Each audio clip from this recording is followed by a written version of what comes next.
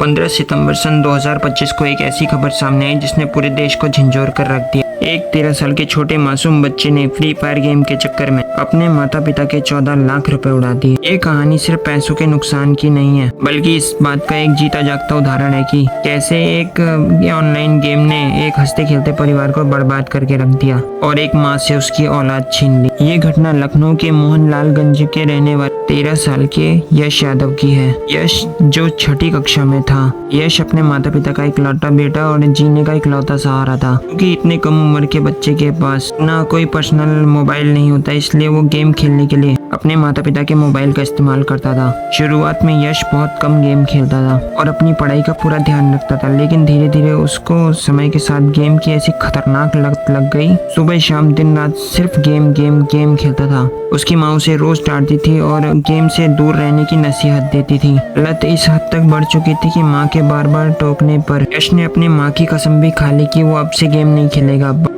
हम कसम खाते हैं बहन भैया पबजी ना खेलो। पर लेकिन उसने फिर से गेम खेलना शुरू कर दिया। चोरी चुपके गेम खेलता था। हाल ही में यश के माता पिता ने अपनी एक जमीन बेची थी और उस जमीन को बेचकर उन्होंने 14 लाख बैंक अकाउंट में सुरक्षित रखे थे। एक दिन जब परिवार को पैसों की जरूरत पड़ी तो यश के पिता पैसे निकालने के लिए बैंक गए। बैंक जाते ही उनके पैरों तले जमीन खिसक गई और उन्हें पता चला कि उनके खाते में एक भी रुपया नहीं बचा। जमीन बेचकर जमा की गई कमाई गायब हो चुकी थी। जब मामले की पड़ताल की गई तो चौंकाने वाला सच सामने आया। यश के माता पिता ज्यादातर पढ़े लिखे नहीं थे। यश ने यूट्यूब से तरीके सीखकर अपने माता पिता के बैंक अकाउंट्स की डिटेल्स निकाली। उसने गेम में लॉगिन किया और अपने माता पिता का अकाउंट कनेक्ट किया और देखते ही देखते उसने 14 लाख के आइटम्स खरीद लिए। खाता खाली होने के बाद जब उसके माता पिता को पता चली तब भी उन्होंने अपने बेटे को कुछ नहीं कहा, लेकिन यश ये समझ चुका था कि उसकी ये भारी गलती पकड़ी जा चुकी है।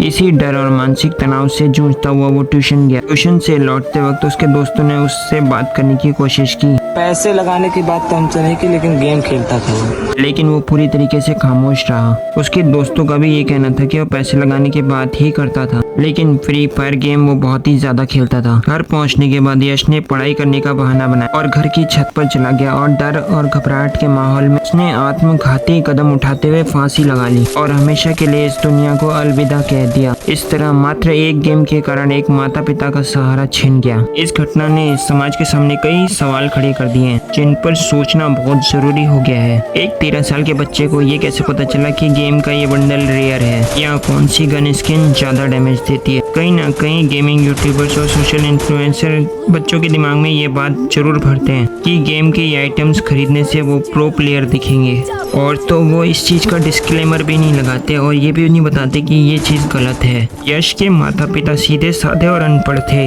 वे अपने इकलौते बेटे पर हद से ज्यादा भरोसा करते थे और चाहते थे वो पढ़ लिख कर बड़ा आदमी बने। इसी भरोसे के कारण उन्होंने उसे फोन दिया था जिसका अनजाने में गलत इस्तेमाल हुआ। यश एक नासमझ बच्चा था जिसे पैसों की अहमियत और दुनियादारी की समझ नहीं थी। वो गेमिंग की दुनिया में ऐसा खो गया कि उसे सही गलत की पहचान ही नहीं हुई। अगर आपके घर में भी छोटे बच्चे हैं तो उन्हें मोबाइल का इस्तेमाल कम से कम करने दें। इस बात पर कड़ी नजर रखें कि बच्चा क्या देख रहा है और क्या खेल रहा है। अपने बैंकिंग एप्स, यूपीआई वगैरह को हमेशा मजबूत पासवर्ड से लॉक रखें ताकि अनजाने में भी आपका बच्चा ट्रांजैक्शन ना कर पाए। जय हिंद।